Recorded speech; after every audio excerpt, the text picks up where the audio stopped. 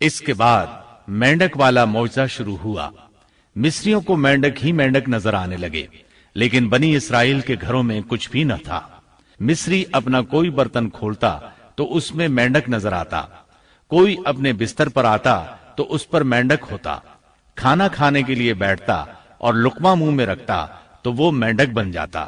اللہ تعالیٰ نے ان لوگوں کو عجیب طرح سے آزمائش میں مبتلا کیا۔ اس کے علاوہ خون کا معجزہ، یہ 5واں معجزہ تھا۔ اس کے سامنے فرعون بے بس ہو گیا، ان کا پانی خون میں تبدیل ہونے لگا۔ کوئی مصری دریائے نیل سے چلو میں پانی لیتا تو وہ پانی خون بن جاتا، لیکن کوئی اسرائیلی پانی لیتا تو وہ پانی ہی رہتا۔ مصری کسی کنویں سے پانی نکالتے تو وہ خون بن جاتا، اسی کنویں سے اسرائیلی پانی لیتے تو پانی ہی رہتا۔ اللہ تعالیٰ نے ان سے پانی کو روک لیا۔ پھر مصری پانی حاصل کرنے کے لیے بنی اسرائیل کے پاس آنے لگے، وہ ان سے پانی مانگتے۔ جب بنی اسرائیل ان کے لیے پانی ڈالتے تو وہ فوراً خون میں تبدیل ہو جاتا۔ اسی پانی کو بنی اسرائیل پیتے تو پانی ہی رہتا۔ سب لوگوں نے یہ معجزات اپنی آنکھوں سے دیکھ لیے، لیکن پھر بھی موسیٰ علیہ السلام پر ایمان نہ لائے اور غرور و تکبر پر اڑے رہے، جیسا کہ اللہ تعالیٰ سورۃ الاعراف آیت 133 میں فرماتے ہیں، فَاسْتَكْبَرُوا وَكَانُوا قَوْمًا مُجْرِمِينَ۔ سو وہ تکبر کرتے رہے اور وہ لوگ تھے ہی جرائم پیشہ۔ 9 عدد معجزات دیکھ لینے کے بعد بھی وہ ایمان نہ لائے، حق کو جھٹلاتے ہی رہے۔ سب سے سخت ترین عذاب خون کا عذاب تھا۔ معاملہ جب یہاں تک پہنچا تو سب جمع ہو کر موسیٰ علیہ السلام کے پاس آئے اور یوں گویا ہوئے، قالوا يا موسى ادع لنا ربك بما عهد عندك لئن كشفت عنا الرجز لنؤمنن لك ولنرسلن معك بني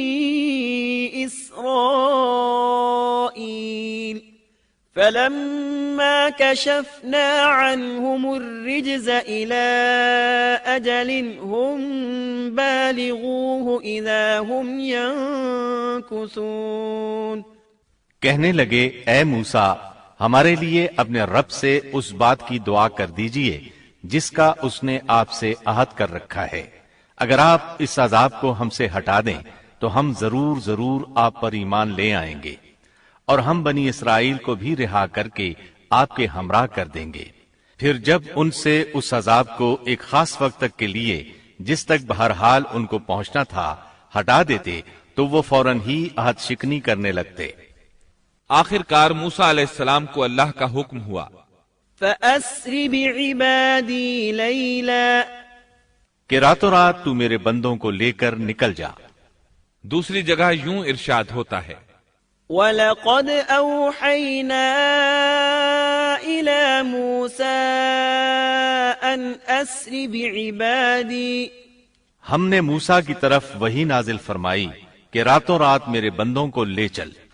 چنانچہ سب بنی اسرائیل رات کی تاریکی میں نکلے۔ وہ دروازوں پر کوئی خاص نشان چھوڑ کر چلنے لگے۔ رات کی تاریکی میں نکلنے کا حکم اس لیے دیا گیا تاکہ فرعون ان کے بارے میں کوئی فیصلہ نہ کر سکے۔ انہوں نے صبح ہونے کا انتظار نہ کیا۔ ان کی تعداد 6 لاکھ کے قریب تھی۔ یہ سب لوگ اپنے مال مویشی اور ضروری سامان ساتھ لے کر چلے۔ فلسطین کی طرف 6 لاکھ افراد کی یہ عظیم ہجرت تھی۔ فرعون کو صبح سویرے پتا چلا تو سوچ میں ڈوب گیا کہ اب ہماری خدمت کون کرے گا، ہماری غلامی کون کرے گا۔ اس کی حالت پاگلوں جیسی ہو گئی۔ آخر اس نے بنی اسرائیل کے تعاقب کا حکم دیا۔ اللہ تعالیٰ اس موقع پر سورۃ الشعراء آیات 57 تا 60 میں فرماتے ہیں، فَأَخْرَجْنَاهُمْ مِنْ جَنَّاتٍ وَعُيُونٍ وَكُنُوزٍ وَمَقَامٍ كَرِيمٍ كَذَلِكَ وَأَوْرَثْنَاهَا بَنِي إِسْرَائِيلَ فَأَتْبَعُوهُمْ مُشْرِقِينَ۔ آخر کار ہم نے انہیں باغات سے اور چشموں سے اور خزانوں سے اور اچھے اچھے مقامات سے نکال باہر کیا۔ اسی طرح ہوا، اور ہم نے ان تمام چیزوں کا وارث بنی اسرائیل کو بنا دیا۔ پس فرعون کے لوگ سورج نکلتے ہی ان کے تعاقب میں نکلے، یعنی فرعون طلوع آفتاب کے وقت ہی ان کے تعاقب میں لشکروں کی تیاری کے ساتھ نکل کھڑا ہوا۔ موسیٰ علیہ السلام بنی اسرائیل کو لیے بحر احمر کے ایک کنارے پہنچے۔ بحر قلزم بحر احمر ہی کا ایک کنارہ ہے۔ انہوں نے پیچھے مڑ کر دیکھا، کیا دیکھتے ہیں کہ فرعون اپنے لاؤ لشکر کے ساتھ بھاگا آ رہا ہے۔ بنی اسرائیل گھبرا گئے کہ اب کیا ہوگا۔ سامنے ٹھاٹھے مارتا سمندر اور پیچھے فرعون اور اس کا لشکر۔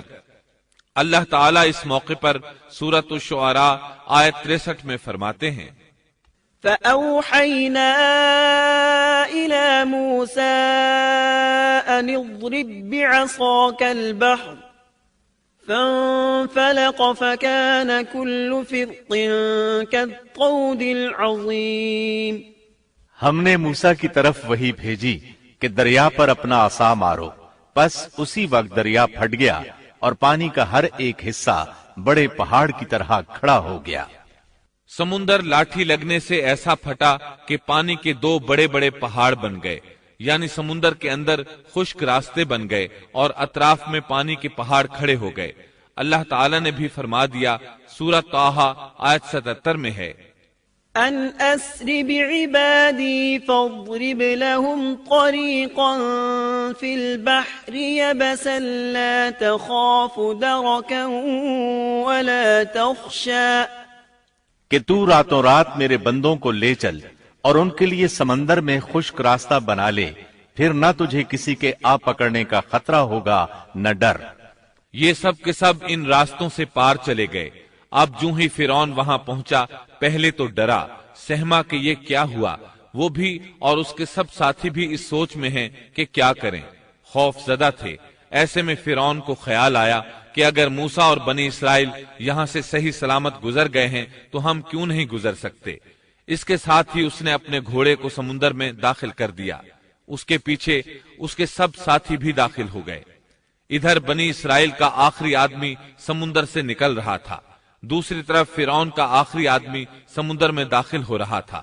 اللہ تعالیٰ سورہ طٰہٰ میں فرماتے ہیں، فأتبعهم فرعون بجنوده فغشيهم من اليم ما غشيهم وأضل فرعون قومه وما هدى۔ فرعون نے اپنے لشکروں سمیت ان کا تعاقب کیا، پھر تو سمندر ان سب پر چھا گیا جیسا کہ چھا جانے والا تھا۔ فرعون نے اپنی قوم کو گمراہی میں ڈال دیا اور سیدھا راستہ نہ دکھلایا۔ اللہ تعالیٰ فرعون کی موت کا منظر یوں بیان کرتے ہیں، وجاوزنا ببني إسرائيل البحر فأتبعهم فرعون وجنوده بغيا وعدوا حتى إذا أدركه الغرق قال آمنت أنه لا إله إلا الذي آمنت به بنو إسرائيل وأنا من المسلمين۔ اور ہم نے بنی اسرائیل کو دریا سے پار کر دیا، پھر ان کے پیچھے پیچھے فرعون اپنے لشکر کے ساتھ ظلم اور زیادتی کے ارادے سے چلا، یہاں تک کہ جب ڈوبنے لگا تو کہنے لگا کہ میں اس ذات پر ایمان لاتا ہوں کہ جس پر بنی اسرائیل ایمان لائے ہیں، اس کے سوا کوئی معبود نہیں اور میں مسلمانوں میں سے ہوں۔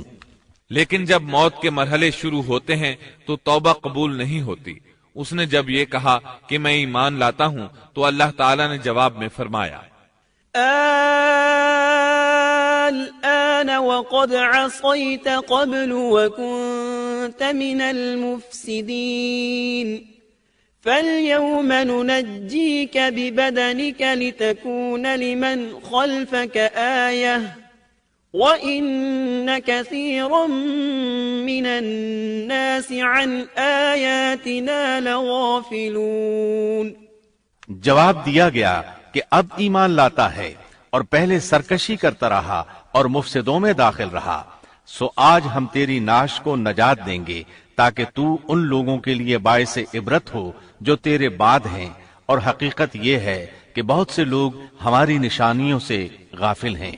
مطلب یہ تھا کہ ہم تیرے بدن کو زمانہ گزرنے کے باوجود باقی رکھیں گے تاکہ تو لوگوں کے لیے عبرت کا سبب بنا رہے۔ اللہ تعالیٰ نے اس کے بدن کو باقی رکھا تاکہ لوگ عبرت پکڑتے رہیں اور وہ بعد والوں کے لیے نشانی بنا رہے۔ یہ اللہ تعالیٰ کی طرف سے اعلان ہے، لیکن لوگوں کی اکثریت اللہ تعالیٰ کی آیات سے غافل ہے۔ فرعون کی لاش آج بھی اہرام مصر یعنی مصر کے عجائب گھر میں موجود ہے۔ حدیث میں آتا ہے سیدنا جبریل علیہ السلام نے نبی کریم صلی اللہ علیہ وسلم سے عرض کیا، اے اللہ کے رسول صلی اللہ علیہ وسلم، جس وقت فرعون غرق ہوتے ہوئے ایمان کا اظہار کر رہا تھا تو میں اس وقت اس کے منہ میں کیچڑ ڈال رہا تھا کہ کہیں وہ لا الہ الا اللہ نہ کہہ دے اور اللہ اس پر رحم فرما دے، لیکن اس کے منہ سے شہادت توحید کی بات نہ نکلی اور بوقت مرگ اللہ تعالیٰ نے اس کی توبہ قبول نہ کی۔ بنی اسرائیل اس کے ظلم سے نجات پا کر سمندر پار چلے گئے۔ ابھی تھوڑی ہی دور گئے ہوں گے کہ ان کا گزر ایک ایسی قوم کے پاس سے ہوا جو اپنے بتوں کی پوجا کر رہی تھی۔ سمندر پار آنے کے فوراً بعد انہوں نے یہ مناظر دیکھے، گویا فلسطین پہنچنے سے پہلے ہی انہوں نے میدان سینا میں لوگوں کو بتوں کے آگے جھکا دیکھ لیا۔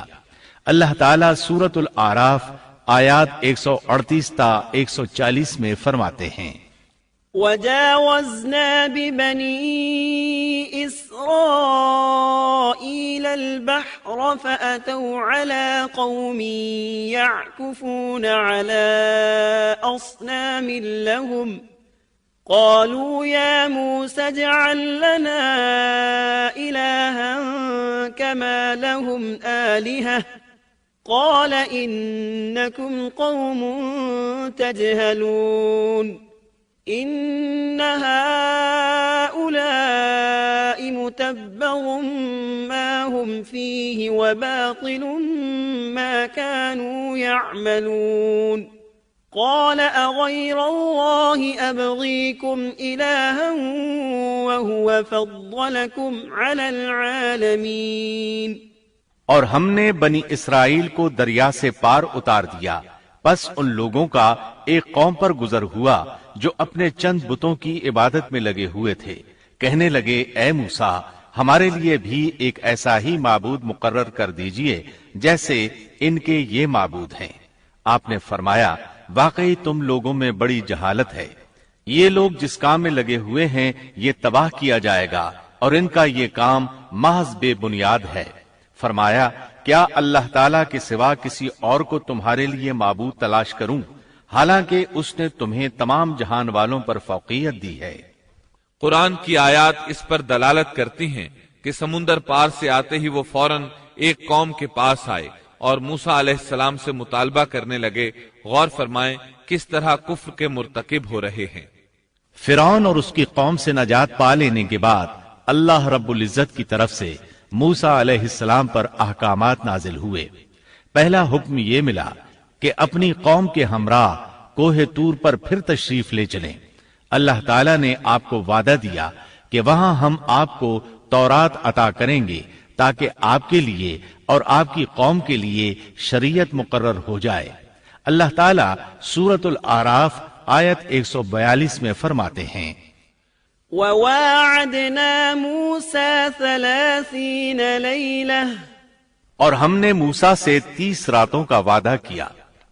اللہ تعالیٰ نے موسیٰ علیہ السلام سے وعدہ کیا کہ جبل طور پر آئیں، وہاں 30 راتیں گزاریں، یعنی مکمل 1 مہینہ قیام کریں تاکہ ان دنوں میں تورات حاصل کر سکیں۔ موسیٰ علیہ السلام اپنی قوم کو لے کر روانہ ہوئے۔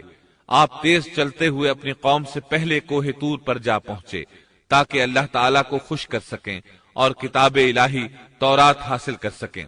بنی اسرائیل اس وقت لاکھوں کی تعداد میں تھے۔ ظاہر ہے اتنے بڑے ہجوم اور لشکر کا تیزی سے حرکت کرنا ممکن نہیں تھا۔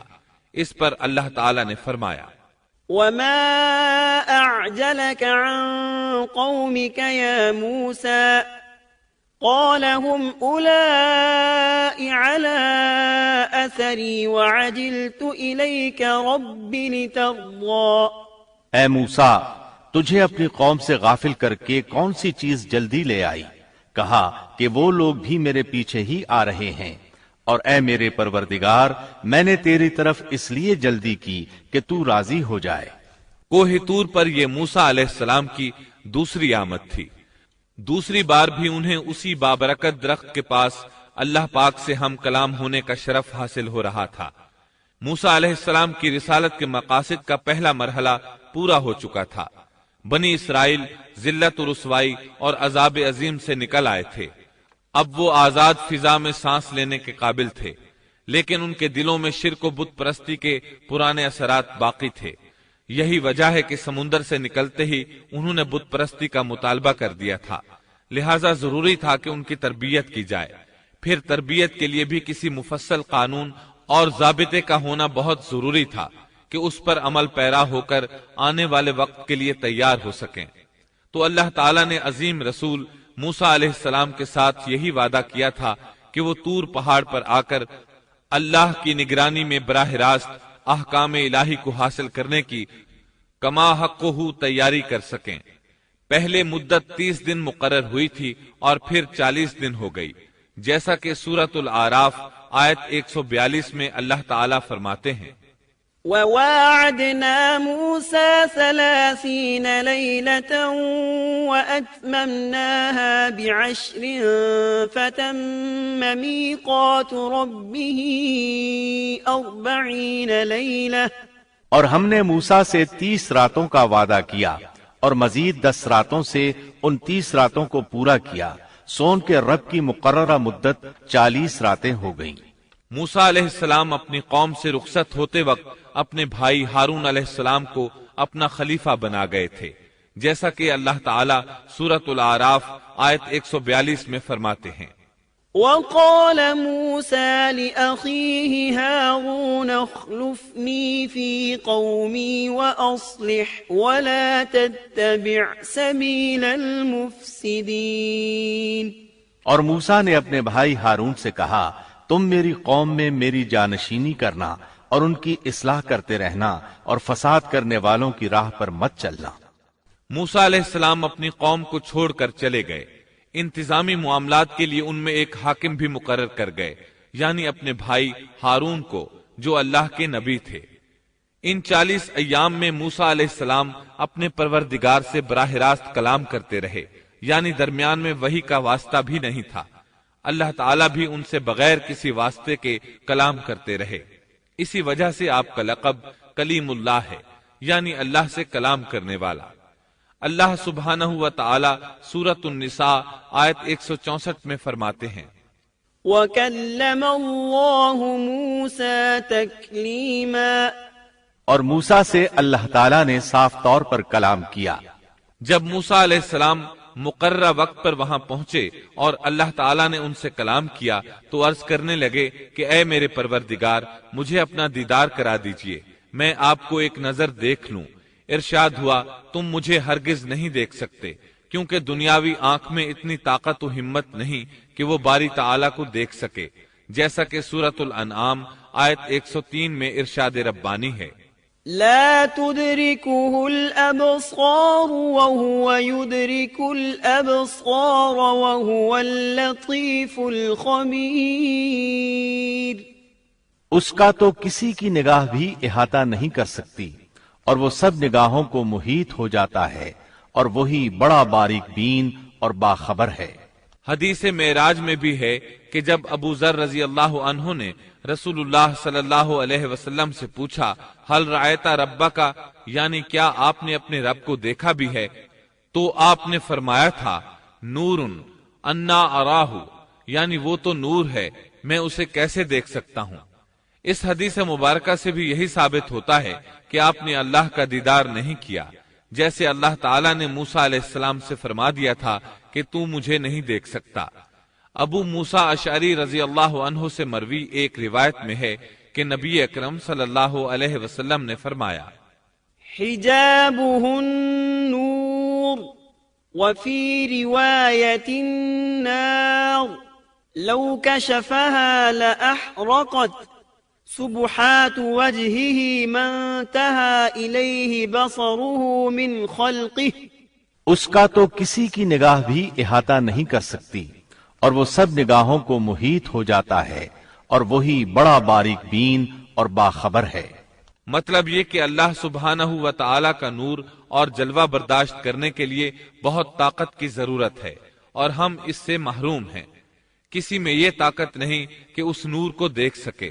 اللہ تعالیٰ موسیٰ علیہ السلام کے سوال کے جواب میں سورۃ الاعراف آیت 143 میں فرماتے ہیں، لن تراني ولكن انظر إلى الجبل فإن استقر مكانه فسوف تراني فلما تجلى ربه للجبل جعله دكا وخر موسى صعقا فلما أفاق قال سبحانك تبت إليك وأنا أول المؤمنين۔ تم مجھے ہرگز نہیں دیکھ سکتے، لیکن تم اس پہاڑ کی طرف دیکھو، اگر وہ اپنی جگہ پر برقرار رہا تو تم بھی مجھے دیکھ سکو گے۔ پھر جب ان کے رب نے اس پر تجلی فرمائی تو اسے ریزہ ریزہ کر دیا، اور موسیٰ بے ہوش ہو کر گر پڑے۔ پھر جب ہوش میں آئے تو عرض کیا، بے شک آپ کی ذات پاک ہے، میں تیرے حضور توبہ کرتا ہوں، اور میں سب سے پہلا ایمان لانے والا ہوں۔ سیدنا عبداللہ بن عباس رضی اللہ عنہما بیان کرتے ہیں کہ اللہ تعالیٰ نے صرف اور صرف ہاتھ کی سب سے چھوٹی انگلی کے پورے کے برابر اپنا نور ظاہر فرمایا تھا۔ جس پہاڑ پر اللہ تعالیٰ نے تجلی فرمائی تھی وہ طور پہاڑ کے علاوہ کوئی اور پہاڑ تھا۔ وہ کس قدر عجیب اور ہولناک منظر ہوگا کہ اس دنیا کا ایک عظیم اور مضبوط پہاڑ باری تعالیٰ کے نور کی ایک ہلکی سی جھلک برداشت نہ کر سکا اور ریزہ ریزہ ہو گیا اور بھربھری ریت بن گیا۔ موسیٰ علیہ السلام یہ منظر دیکھ رہے تھے، بہت حیرت انگیز اور عجیب منظر تھا۔ مضبوط پہاڑ حرکت میں آیا اور ریزہ ریزہ ہو گیا، چنانچہ آپ ہوش و حواس قائم نہ رکھ سکے اور بے ہوش ہو گئے۔ ہوش میں آئے تو فوراً اپنے سوال پر شرمندہ ہوئے، غلطی کا اعتراف کرتے ہوئے معافی کے طالب ہوئے۔ جواب میں اللہ تعالیٰ نے فرمایا، قال يا موسى إني اصطفيتك على الناس برسالاتي وبكلامي فخذ ما آتيتك وكن من الشاكرين۔ اللہ نے فرمایا، اے موسیٰ، میں نے پیغمبری اور اپنی ہم کلامی سے تمہیں تمام لوگوں پر امتیاز بخشا ہے، تو جو کچھ میں نے تمہیں عطا کیا ہے اس کو تھام لو اور شکر گزاروں میں سے ہو جاؤ۔ اللہ تعالیٰ نے موسیٰ علیہ السلام کو اپنے زمانے کے تمام لوگوں سے زیادہ مرتبہ عطا فرمایا۔ اس کے بعد اللہ تعالیٰ نے آپ کو تختیوں میں لکھی تورات عطا فرمائی۔ اللہ تعالیٰ سورۃ الاعراف آیت 145 میں فرماتے ہیں، وَكَتَبْنَا لَهُ فِي الْأَلْوَاحِ مِن كُلِّ شَيْءٍ مَوْعِظَةً وَتَفْصِيلًا لِكُلِّ شَيْءٍ فَخُذْهَا بِقُوَّةٍ وَأْمُرْ قَوْمَكَ يَأْخُذُوا بِأَحْسَنِهَا سَأُرِيكُمْ دَارَ الْفَاسِقِينَ۔ اور ہم نے چند تختیوں پر ہر قسم کی نصیحت اور ہر چیز کی تفصیل ان کو لکھ کر دی، تم ان کو قوت کے ساتھ پکڑ لو اور اپنی قوم کو حکم کرو کہ ان کے اچھے اچھے احکام پر عمل کریں، ان قریب میں تم لوگوں کو ان فاسقوں کا گھر دکھلاؤں گا۔ یہ تختیاں کس چیز کی تھیں اس کے متعلق کوئی مرفوع بات ثابت نہیں، البتہ مفسرین کے مختلف اقوال ہیں۔ بعض کہتے ہیں یہ تختیاں جواہر کی تھیں اور بعض کہتے ہیں کہ یہ تختیاں پتھر کی تھیں۔ موسیٰ علیہ السلام نے 40 دنوں میں تورات کے اندر لکھے ہوئے اللہ کے احکامات اخذ کر لیے۔ ادھر موسیٰ علیہ السلام کا ان کی قوم انتظار کر رہی تھی۔ اس دوران وہ ایک آزمائش میں مبتلا ہو گئے۔ اللہ تعالیٰ سورہ طٰہٰ آیت 85 میں فرماتے ہیں، قال فإنا قد فتنا قومك من بعدك وأضلهم السامري۔ فرمایا ہم نے تیری قوم کو تیرے پیچھے آزمائش میں ڈال دیا اور انہیں سامری نے بہکا دیا۔ موسیٰ علیہ السلام کی غیر حاضری میں وہ ایک شخص کی پیروی کرتے ہوئے گمراہ ہو گئے اور ان کی گمراہی کا سبب بننے والا شخص سامری تھا۔ اللہ سے ملاقات کی مدت پوری کرنے کے بعد موسیٰ علیہ السلام نے وعظ و نصیحت سے بھرپور تختیاں اٹھا لی۔ ان میں اللہ کے احکامات بھی تھے اور بنی اسرائیل کی شریعت بھی درج تھی۔ اسی کو تورات کہا جاتا ہے۔ ان کو اٹھا کر موسیٰ علیہ السلام اپنی قوم کی طرف لوٹ آئے۔ اس موقع پر اللہ تعالی سورہ طٰہٰ آیت 86 میں فرماتے ہیں، فرجع موسى إلى قومه غضبان أسفا، پس موسیٰ نہایت غضبناک ہو کر رنج کے ساتھ واپس لوٹے۔ قوم پر جب 30 دن گزر گئے اور حسب وعدہ موسیٰ علیہ السلام نہ لوٹے تو وہ غمگین رہنے لگے۔ ہارون علیہ السلام نے ان کو اکٹھا کیا اور فرمایا کہ اے بنی اسرائیل، جب تم مصر سے چلے تھے تو قبطیوں کے پیسے اور رقوم وغیرہ ہم میں سے بعض پر ادھار تھیں، اسی طرح ان کی امانتیں بھی تمہارے پاس رہ گئی ہیں۔ اب ہم ان چیزوں کو انہیں واپس تو کر نہیں سکتے، لیکن میں یہ بھی نہیں چاہتا کہ وہ ہماری ملکیت میں رہیں، اس لیے تم ایک گہرا گڑھا کھودو اور جو مال و اسباب، زیورات اور سونا چاندی وغیرہ ان کا تمہارے پاس ہے اس میں ڈالو اور آگ لگا دو۔ چنانچہ اسی طرح کیا گیا۔ اس دوران ان کے ساتھ سامری نامی ایک شخص تھا۔ یہ تھا تو گائے کے پجاریوں میں سے، لیکن پڑوسی ہونے کے ناطے سے یہ بھی بنی اسرائیل میں شمار ہوتا تھا۔ اس نے جبریل علیہ السلام کے گھوڑے کو گزرتے ہوئے دیکھا اور اس کے قدموں کے نیچے سے مٹی اٹھا لی تھی۔ ہارون علیہ السلام نے اس سے کہا کہ تو اسے پھینک دے۔ یہ کہنے لگا، یہ تو وہ چیز ہے جس نے تمہیں دریا پار کروایا ہے، میں اسے اس شرط پر ڈالنے کے لیے تیار ہوں کہ آپ اللہ سے دعا کریں کہ اس سے وہ بن جائے جو میں چاہتا ہوں۔ ہارون علیہ السلام نے دعا کی تو قدرت الہی سے اس گڑھے میں جو تھا وہ ایسے بچڑے کی صورت اختیار کر گیا جو اندر سے کھوکھلا تھا۔ اس میں روح نہیں تھی، لیکن جب ہوا اس کے پیچھے سے داخل ہو کر منہ سے نکلتی تو ایک آواز پیدا ہو جاتی تھی۔ اللہ تعالی سورہ طٰہٰ آیت 86 میں فرماتے ہیں، فرجع موسى إلى قومه غضبان أسفا قال يا قوم ألم يعدكم ربكم وعدا حسنا أفطال عليكم العهد أم أردتم أن يحل عليكم غضب من ربكم فأخلفتم موعدي۔ پس موسیٰ سخت ناراض ہو کر افسوسناک حالت میں واپس لوٹے اور کہنے لگے، اے میری قوم، کیا تم سے تمہارے پروردگار نے نیک وعدہ نہیں کیا تھا؟ کیا اس وعدے کی مدت تمہیں لمبی معلوم ہوئی؟ بلکہ تمہارا ارادہ ہی یہ ہے کہ تم پر تمہارے پروردگار کا غضب نازل ہو، کیونکہ تم نے مجھ سے وعدہ خلافی کی ہے۔ موسیٰ علیہ السلام صرف 10 دن تاخیر سے پہنچے اور ان دنوں ہی میں انہوں نے بچڑا بنا کر اس کی عبادت شروع کر دی، بلکہ سامری نے ان سے یہاں تک کہا کہ موسیٰ بھول کر چلے گئے، ان کا معبود بھی یہی بچڑا ہے، جب وہ آئیں گے تو وہ خود بھی اسی کی عبادت کریں گے اور ہمارے ساتھ مل جائیں گے۔ اس طرح ان میں سے اکثر نے بچڑے کی پوجا شروع کر دی، بس چند افراد اس سے باز رہے۔ انہوں نے سوچا انتظار کر لیتے ہیں، وہ 30 دن کا وعدہ کر کے گئے تھے، کچھ زائد دن لگ گئے تو اس کی کوئی خاص وجہ ہوگی، کیونکہ اللہ کا نبی وعدہ خلافی نہیں کرتا، یقیناً کوئی خاص وجہ ہے اور ممکن ہے سامری بھی حق پر ہو، پھر بھی انتظار بہتر ہے۔ اس طرح وہ ٹھہرے رہے، تاہم ان میں پوری بصیرت اور یقین کے ساتھ سامری کو جھوٹا سمجھنے والا، اس کے پیچھے نہ لگنے والا اور حق کو سمجھنے والا سوائے ہارون علیہ السلام اور چند گنے چنے افراد کے اور کوئی نہیں تھا۔ بہرحال جب موسیٰ علیہ السلام ان کے پاس پہنچے تو انہوں نے نہایت غصے اور افسوس کے ساتھ ان سے کہا کہ تم 10 دن کی تاخیر برداشت نہ کر سکے، کیا اللہ کے غضب کا شکار ہونا چاہتے ہو کہ میری خلاف ورزی کر رہے ہو؟ انہوں نے اس بات کا جو جواب دیا وہ سورہ طٰہٰ آیت 87 اور 88 میں آیا ہے۔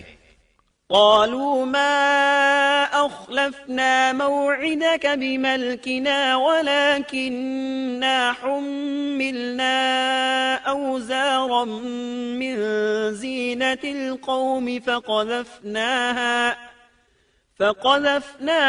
فكذلك ألقى السامري فأخرج لهم عجلا جسدا له خوار فقالوا هذا إلهكم وإله موسى فنسي۔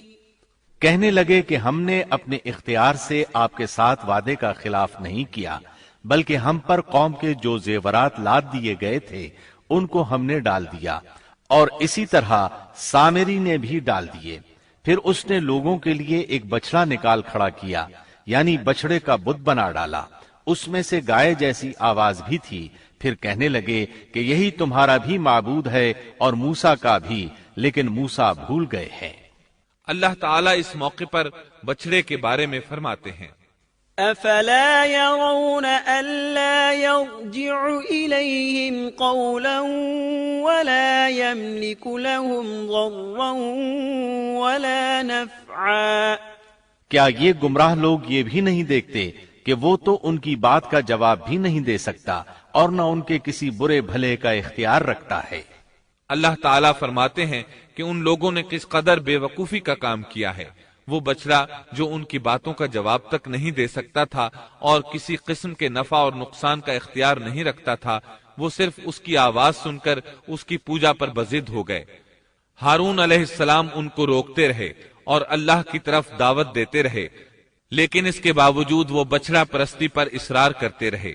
اللہ تعالیٰ فرماتے ہیں، وَلَقَدْ قَالَ لَهُمْ هَارُونُ مِن قَبْلُ يَا قَوْمِ إِنَّمَا فُتِنْتُمْ بِهِ وَإِنَّ رَبَّكُمُ الرَّحْمَنُ فَاتَّبِعُونِي وَأَطِيعُوا أَمْرِي قَالُوا لَن نَّبْرَحَ عَلَيْهِ عَاكِفِينَ حَتَّى يَرْجِعَ إِلَيْنَا مُوسَىٰ۔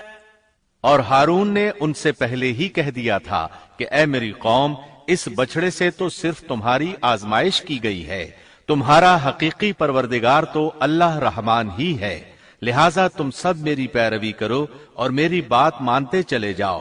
انہوں نے جواب دیا کہ موسیٰ کی واپسی تک تو ہم اسی کے مجاور بنے بیٹھے رہیں گے۔ موسیٰ علیہ السلام نے یہ ماجرا دیکھا تو اپنے بھائی ہارون پر بگڑے، ان کے سر کے بالوں اور داڑھی کو پکڑ کر کھینچنے لگے۔ ان کی طبیعت میں سختی تھی، جبکہ ہارون علیہ السلام بہت نرم مزاج تھے۔ ہارون علیہ السلام ان سے بہت نرم برتاؤ کرتے تھے۔ موسیٰ علیہ السلام نے ان سے کہا، تم نے میرے ساتھ کیے ہوئے وعدے کو کیوں نہیں نبھایا اور ان لوگوں کی اصلاح کیوں نہ کی؟ قال يا هارون ما منعك إذ رأيتهم ضلوا ألا تتبعني أفعصيت أمري۔ کہنے لگے، اے ہارون، انہیں گمراہ ہوتا ہوا دیکھتے ہوئے تجھے کس چیز نے روکا تھا کہ تو میرے پیچھے نہ آیا؟ کیا تو بھی میرے فرمان کا نافرمان بن بیٹھا؟ ہارون علیہ السلام نے اپنے بھائی کے ان سخت الفاظ کا جواب بہت ہی نرم انداز میں دیا۔ قال يا ابن أم لا تأخذ بلحيتي ولا برأسي إني خشيت أن تقول فرقت بين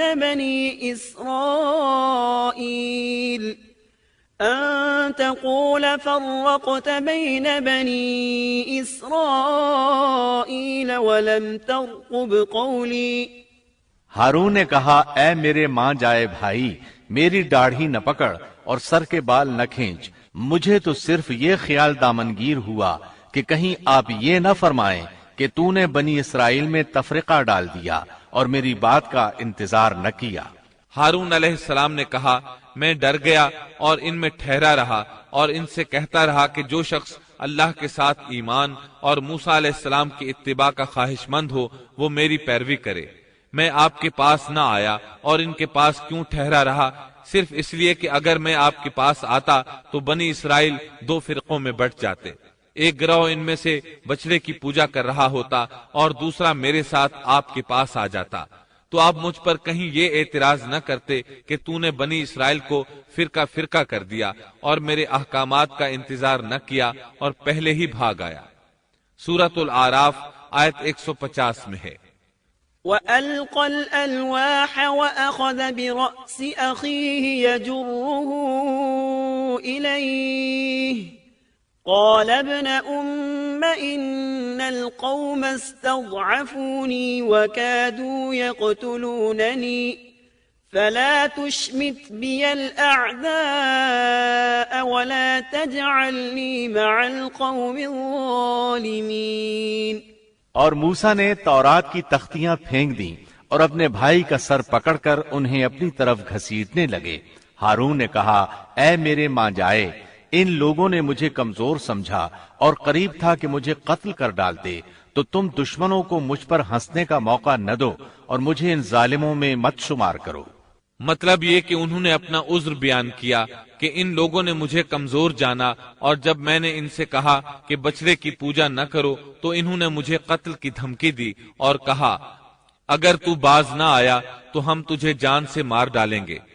تو اے میرے بھائی، اب ایسا انداز اختیار نہ کرو کہ لوگوں کو مجھ پر ہنسنے کا موقع ملے، میں یقیناً بے قصور ہوں۔ جب انہوں نے اپنا عذر پیش کر دیا تو موسیٰ علیہ السلام سامری کی طرف متوجہ ہوئے۔ قال فما خطبك يا سامری، موسیٰ نے پوچھا، سامری تیرا کیا معاملہ ہے؟ موسیٰ علیہ السلام نے اس سے پوچھا، سامری تو نے یہ کام کیوں کیا اور کس طرح تو نے بچڑے سے آواز نکالی؟ اس نے جو جواب دیا سورہ طٰہٰ آیت 96 میں اس کا ذکر یوں آیا ہے، قال بصرت بما لم يبصروا به فقبضت قبضة من أثر الرسول فنبذتها وكذلك سولت لي نفسي۔ اس نے جواب دیا کہ مجھے وہ چیز دکھائی دی جو انہیں دکھائی نہیں دی، تو میں نے اللہ کے بھیجے ہوئے فرشتے کے نقش قدم سے ایک مٹھی بھر لی، پھر اسے اس میں ڈال دیا، اسی طرح میرے دل نے یہ بات میرے لیے بنا دی۔ مطلب یہ کہ سامری کہنے لگا، میں نے جبریل علیہ السلام کو دیکھا جن کو دوسرے لوگ نہ دیکھ سکے، تو میں نے جبریل کے گھوڑے پر نظر رکھی، جہاں اس کا قدم پڑا تھا وہاں سے میں نے مٹی کی ایک مٹھی بھر لی۔ جب میں نے اس کو بچڑے پر پھینکا تو اس میں سے آواز برآمد ہونے لگی جو ان کے فتنے کا باعث بن گئی۔ یہ قصہ ہے ان کے انحراف کا اور حق سے منہ موڑنے کا۔ ان میں سے صرف چند ایک پاکیزہ طبیعت والوں کے علاوہ تمام لوگ بچڑے کی عبادت کرنے لگے، اور صرف چند افراد کو اللہ تعالیٰ نے اپنی توفیق سے بچا لیا۔ اندازہ کیجئے ان کے دل کتنے سخت تھے۔ اللہ تعالیٰ کی کئی ایک نشانیاں اور موسیٰ علیہ السلام کے معجزات دیکھنے کے باوجود برے کردار کو اپنایا۔ فرعون پر نازل ہونے والے عذابات اور موسیٰ علیہ السلام کی صداقت کی 9 عظیم نشانیاں بھی دیکھ چکے تھے۔ پھر انہوں نے اپنی آنکھوں سے دیکھا کہ کس طرح ان کے سامنے دیکھتے ہی دیکھتے سمندر پھٹ گیا اور ان کے لیے وہاں گزرگاہیں بن گئیں۔ لیکن ان تمام نشانیوں کے بعد اب پھر اللہ تعالیٰ کے مقابلے میں بچڑے کی پوجا کرنے لگے۔ اسی لیے اللہ تعالیٰ نے ان کے متعلق سورۃ البقرہ آیت 93 میں فرمایا ہے، وَأُشْرِبُوا فِي قُلُوبِهِمُ الْعِجْلَ بِكُفْرِهِمْ، اور ان کے دلوں میں بچڑے کی محبت گویا پلا دی گئی ان کے کفر کے سبب سے۔ ان کے دلوں میں کفر تھا، اپنے منہ سے ایمان کا اظہار کرتے تھے، لیکن حقیقت میں کفر ان کے دلوں میں تھا، اور آج کے دور میں بھی یہودیوں کی یہی حالت ہے۔ اس کے بعد سامری کے لیے احکامات جاری ہوئے۔ سورہ طٰہٰ آیت 97 میں ارشاد باری تعالی ہے، قال فاذهب فإن لك في الحياة أن تقول لا مساس وإن لك موعدا لن تخلفه وانظر إلى إلهك الذي ظلت عليه عاكفا لنحرقنه ثم لننسفنه في اليم نسفا۔ موسیٰ نے کہا، اچھا جا، دنیا کی زندگی میں تیری یہی سزا ہے کہ تو کہتا رہے کہ مجھے نہ چھونا، اور ایک اور بھی وعدہ تیرے ساتھ ہے جو تجھ سے ہرگز نہ ٹلے گا، اور اب تو اپنے اس معبود کو بھی دیکھ لینا جس کا تو اعتکاف کیے ہوئے تھا کہ ہم اسے جلا کر اس کی راکھ کو کیسے دریا میں بکھیر دیتے ہیں۔ موسیٰ علیہ السلام نے سامری سے مخاطب ہو کر کہا، دنیا میں تیری سزا یہ ہے کہ عمر بھر تو یہی کہتا رہے گا کہ مجھ سے دور رہو، مجھے نہ چھونا۔ بعض مفسرین نے اس کا مطلب یہ بیان کیا ہے کہ اسے ایک مہلک بیماری نے آ لیا اور اس کی وجہ سے لوگ اس سے دور رہتے، نہ کوئی اسے ہاتھ لگاتا نہ کوئی قریب جاتا۔ پھر فرمایا، آخرت میں بھی تیری زبردست سزا مقرر ہے، اور اپنے معبود یعنی بچڑے کا بھی حشر دیکھ کہ جس کو تو معبود خیال کر بیٹھا تھا۔ موسیٰ علیہ السلام نے اس کو جلا دینے کا حکم جاری کیا، اور جلانے کے بعد اس کی راکھ اٹھائی اور دریا میں اڑا دی تاکہ کوئی شخص دوبارہ بچڑے کی عبادت کا خیال تک دل میں نہ لائے اور عبرت حاصل کرے۔ اس کے بعد موسیٰ علیہ السلام نے فرمایا، انما الہکم اللہ الذی لا الہ الا ہوا وسع کل شیء علما۔ اصل بات یہی ہے کہ تم سب کا معبود برحق صرف اللہ ہی ہے، اس کے سوا کوئی عبادت کے لائق نہیں، اس کا علم تمام چیزوں پر حاوی ہے۔ پھر موسیٰ علیہ السلام نے اللہ سے دعا کی، قال رب اغفر لي ولأخي وأدخلنا في رحمتك وأنت أرحم الراحمين۔ موسیٰ نے کہا کہ اے میرے رب، میری خطا معاف فرما اور میرے بھائی کی بھی، اور ہم دونوں کو اپنی رحمت میں داخل فرما، اور تو سب رحم کرنے والوں سے زیادہ رحم کرنے والا ہے۔ اس کے بعد اللہ تعالیٰ نے بچڑے کے پجاریوں کے بارے میں احکامات نازل فرمائے۔ ان کا ذکر سورۃ الاعراف آیت 152 میں ہے۔ ان الذين اتخذوا العجل سينالهم غضب من ربهم وذلة في الحياة الدنيا وكذلك نجزي المفترين۔ جن لوگوں نے بچڑے کو معبود بنایا ان پر بہت جلد ان کے رب کا غضب نازل ہوگا اور دنیا کی زندگی میں ذلت نصیب ہوگی، اور ہم افترا پردازوں کو ایسی ہی سزا دیا کرتے ہیں۔ چنانچہ اسی وقت ان پر غضب نازل ہوا اور وہ قیامت تک غضب اور ذلت کا شکار ہو گئے، اور ذلت ان کا مقدر بن گئی، جیسا کہ سورۃ الفاتحہ میں اللہ تعالیٰ نے ہمیں یہ دعا سکھائی ہے۔ سورۃ الفاتحہ آیت 6 اور 7 میں ہے، اهدنا الصراط المستقيم صراط الذين أنعمت عليهم غير المغضوب عليهم ولا الضالين۔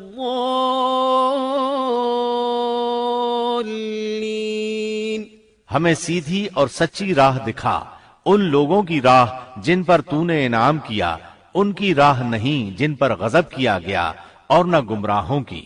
جن لوگوں پر اللہ کا انعام ہوا ان سے انبیاء کرام، صدیقین، شہداء اور صالحین مراد ہیں، جو راہ حق پر ہمیشہ قائم رہے، اور جن لوگوں پر غضب کیا گیا ان سے مراد بنی اسرائیل یعنی یہودی ہیں، اور گمراہوں سے مراد عیسائی ہیں۔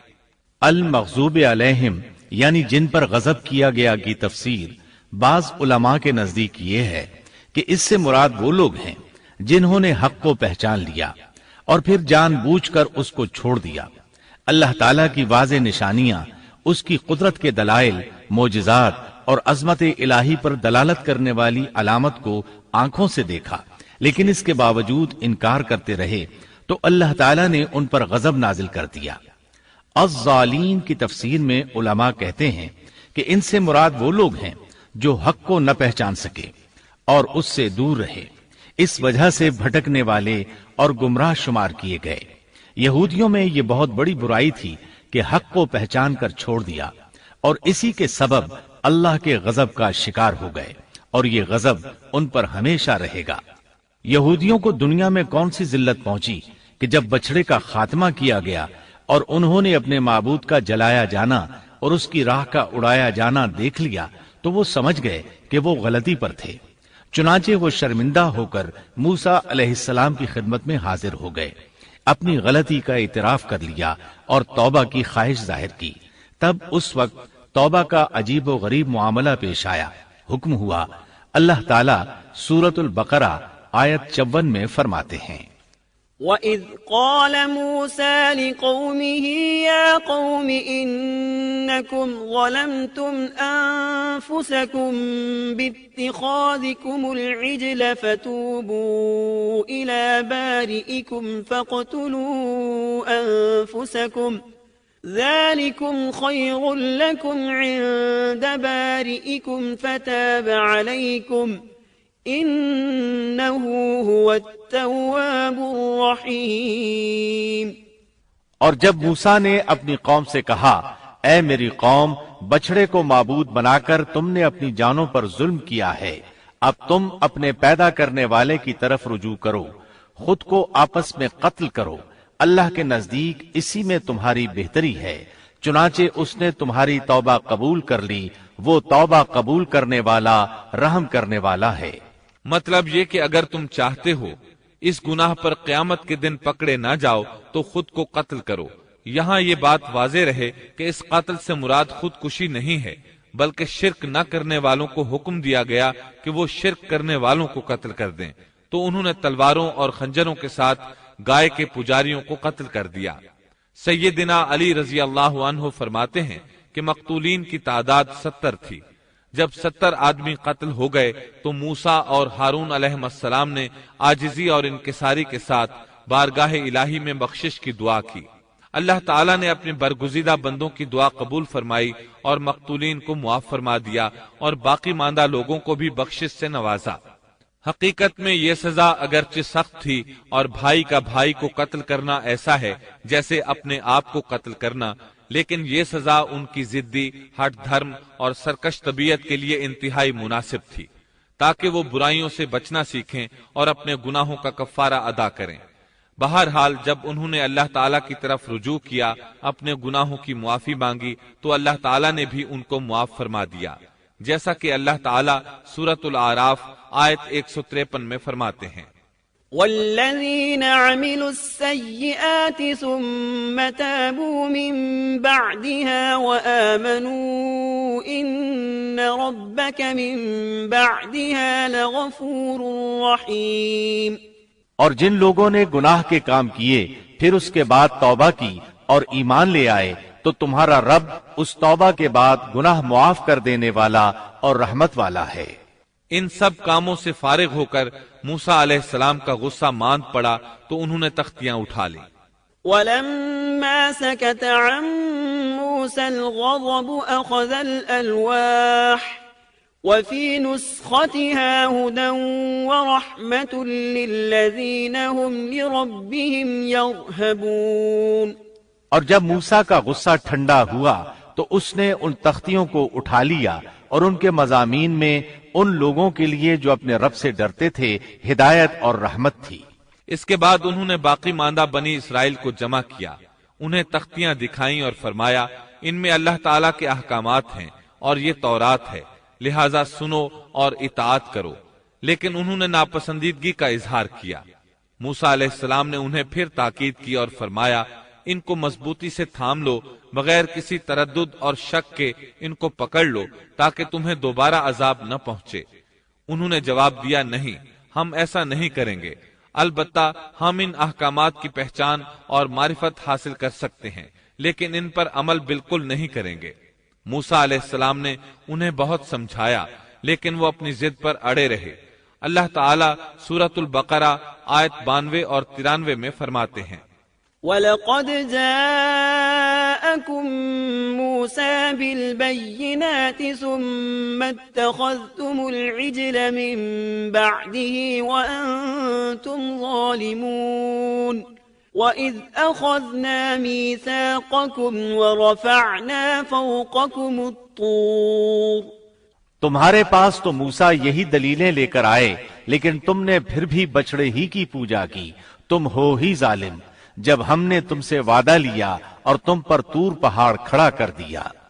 موسیٰ علیہ السلام نے ان سے کہا تم مجھے عہد و پیمان دو کہ ان تختیوں پر لگے احکامات پر عمل کرو گے، لیکن وہ اپنی ضد پر اڑے رہے، کہنے لگے ہم تیری اطاعت نہیں کریں گے۔ اس موقع پر اللہ تعالیٰ نے موسیٰ علیہ السلام کا ایک اور معجزہ ظاہر کر دیا۔ ان کے دیکھتے ہی دیکھتے طور پہاڑ زمین پر ہلنے لگا، حرکت کرنے لگا۔ پھر سب نے دیکھا کہ وہ اپنی جگہ سے اڑا اور ہوا میں تیرنے لگا، پھر ان کے سر پر آ پہنچا۔ موسیٰ علیہ السلام پکارے، خذوا ما آتیناکم بقوة، ہماری دی ہوئی چیز کو مضبوط تھامو۔ یہ سن کر سب کے سب سجدے میں گر پڑے اور سر اٹھا اٹھا کر دیکھنے لگے کہ کہیں پہاڑ گر ہی نہ پڑے۔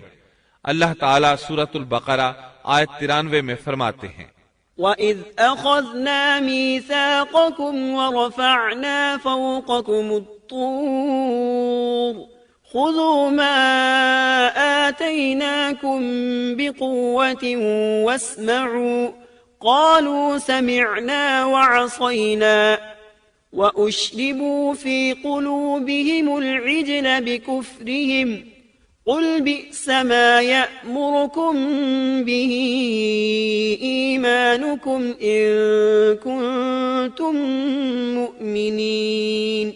اور جب ہم نے تم سے وعدہ لیا اور تم پر طور پہاڑ کھڑا کر دیا اور کہہ دیا کہ ہماری دی ہوئی چیز کو مضبوط تھامو اور سنو، تو انہوں نے کہا ہم نے سنا اور نافرمانی کی، اور ان کے دلوں میں گویا بچڑے کی محبت پلا دی گئی تھی بسبب ان کے کفر کے۔